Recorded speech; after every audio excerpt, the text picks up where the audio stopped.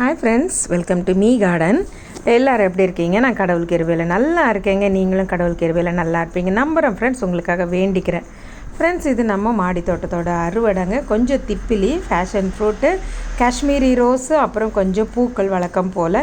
இது நம்ம மாடி தோட்டத்தோட அறுவடை. எப்படி இருக்குன்னு சொல்லுங்கள். வழக்கமாக நீங்கள் எல்லாருமே அழகாக இருக்குன்னு சொல்லுவீங்க, அதுக்காக நன்றி. ஸோ என்னோடய சேனலை சப்ஸ்கிரைப் பண்ணாதவங்க சப்ஸ்கிரைப் பண்ணிவிட்டு பாருங்கள். யூனிக்கான காய்கறிகள் எல்லாம் வர நாட்களில் நம்ம அறுவடை பண்ணுறதை உங்களுக்கு நான் காமிக்கிறேன். ஸோ ஃபேஷன் ஃப்ரூட் இப்போது ஆல்மோஸ்ட் எல்லாமே பழுக்கிற சீசன் ஆகிடுச்சிங்க. இதில் ஜூஸ் போட்டு குடித்தா நல்லாயிருக்கும். இது நம்மளோட ஃபார்ம் ஹவுஸோட அப்டேட்டு தாங்க. பார்த்திங்கன்னா இதில் ஃபார்ம் ஹவுஸ் இப்போ வர நாட்களில் என்னென்ன காய்கறிகள் அறுவடைக்கு இருக்குதுன்னு பார்ப்போம். அவரைக்காய் கொஞ்சம், ஜுக்குனி கொஞ்சம், 2-3 ஜுக்குனி இருக்குது பாருங்கள். இது பாருங்கள், அழகாக குட்டி பம்கின்ங்க. இது அப்படியே இது ஆரஞ்சு கலரில் மாறுமா, எல்லோ கலரில். காயே வரும்போது இந்த எல்லோ கலரில் தாங்க வருது பிஞ்சியே. ஸோ இதில் ஒரு 2 காய் பிடிச்சிருக்குது எல்லோ பம்கினில்.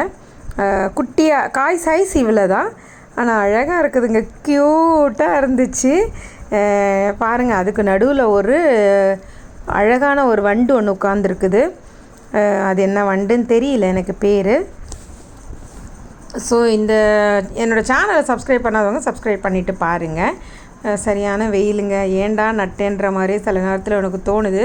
உண்மையாக இந்த செடிகளெல்லாம் குளிர்கால செடிகள், குளிர்காலத்தில் மட்டுமே வளரக்கூடிய காய். இது பட்டர் ஸ்குவாஷ்.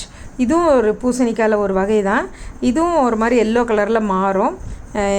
பார்ப்போம் இது எந்த அளவுக்கு திரண்டு வருதுன்னுட்டு. அப்புறம் ஆம்பளங்காய், இதுவும் அறுவடைக்கு நமக்கு ரெடி ஆகிடுச்சு. இது கொஞ்சம் சிலோன் பசலைக்கீரை தரையில் இருக்குது. இலையெல்லாம் செம்ம பெருசு பெருசாக இருக்குங்க, நீட்டாக இருந்துச்சு. அதுவும் விட்டாச்சு. இது நம்மளோட மில்க் ஃப்ரூட்டு. இலை பாருங்கள் அழகாக இருக்குது. இப்போ தான் தரையில் நட்டதுக்கப்புறம் ஃப்ரெஷ்ஷாக தளிர்கள் வர ஆரம்பிக்குது. இது மிராக்கிள் ஃப்ரூட்டு. ஸோ இதெல்லாமே கொஞ்சம் செமி ஷேடாக தாங்க வச்சுருக்கேன். இது நம்மளோட லிச்சிங்க. நல்ல நட்ட உடனே நல்லா தளிர் பிடிச்சிருச்சிங்க. பார்ப்போம் எந்த அளவுக்கு காய்க்குதுன்னு சொல்லிட்டு. இது நம்மளோட பால்சா ஃப்ரூட்டு. நான் வர நேரம் போகிற நேரம்லாம் செடிக்கு தண்ணி ஊற்றும் போதெல்லாம் இந்த பழத்தை பறித்து சாப்பிடுவாங்க. இந்த பழம் ரொம்ப நல்லாயிருக்கும். இந்த செங்காய் புளியம்பழம் சாப்பிட்ட டேஸ்ட்டில் இருக்கும். கூடவே பூசணிக்காய் முளைச்சி வருது, ஒரு 3 விதை போட்டேன். இது பார்த்திங்கன்னா எறும்பு இந்த செடியில் நிறைய இருக்குங்க. பால்சா ஃப்ரூட் செடியில் எறும்பு நிறைய இருக்குது. இது நம்மளோட மெலஸ்டோமியா. இதுவுமே ஃபுல்லாகவே செமி ஷேடில் தான் இருக்கும், ஆனால் நல்லா பூக்குது.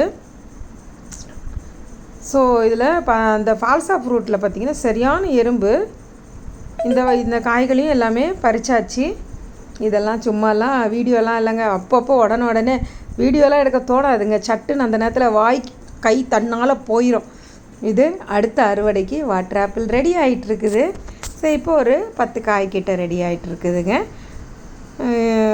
இப்போது வேறு செடியிலலாம் 4 செடியில் புதுசாக பூ வருதுங்க. எனக்கு ரொம்ப சந்தோஷம். பார்ப்போம் என்னென்ன இருக்குது நம்மக்கிட்டன்னு பார்த்துருவோம். இது பார்த்திங்கன்னா தரையில் ஒரு இந்த டிசம்பர் செடி நட்டு விட்டேன். அழகாக பூத்துருக்கு. குட்டி செடியில் பூக்களை பறிக்கலை, அழகாக இருக்கட்டும்னு சொல்லிட்டு விட்டுட்டேன். ஸோ இன்னொரு கலரும் வச்சுருக்கேன், அது என்ன கலர்னு தெரியல. இது செடார்பே செரி, ஆஸ்திரேலியன் செடார்பே செரி. இது 20 லிட்டர் வாட்டர் கேனில் தான் வச்சுருக்கேன். இதை ஒரு பெரிய ட்ரம்மு வாங்கி மாற்றணும், அதனால் நான் இன்னும் மாற்றாமல் இருக்கிறேன். அதுக்கு டைம் இல்லைங்க, பொறுமையாக கொஞ்சமாக பண்ணிக்கலாம். இப்போ நிறைய பூக்கள் வேறு நிறைய இருக்குது. செடி முழுக்க பூக்கள் தாங்க. வெயிலில் வச்சதுக்கப்புறம் மாடியில் இவங்கெல்லாம் அப்படியே ஒன்றுக்குள்ளே ஒன்று பிணைஞ்சு இருந்ததுனால 1 காய் 2 காய் தான் காய்ச்சாங்க. இப்போது வெளியில் கொண்டு வந்து வச்ச உடனே நிறைய பூக்களும் பிஞ்சுங்களும் வந்துருச்சு. அழகாக ஒரு தும்பியும் அழகாக உட்காந்துட்டு இருந்துச்சு கிளிநாவல் மரத்தில். பாருங்கள் அழகாக ஒரு கொத்து கொத்தாக பூக்கிற ஒயிட் ரோஸு. இதெல்லாம் நம்ம பறிச்சுட்டு டீ போடுறதுக்கு யூஸ் பண்ணிக்கலாம். வழக்கம் போல் இது என்னோடய மம்மிக்கு தான்.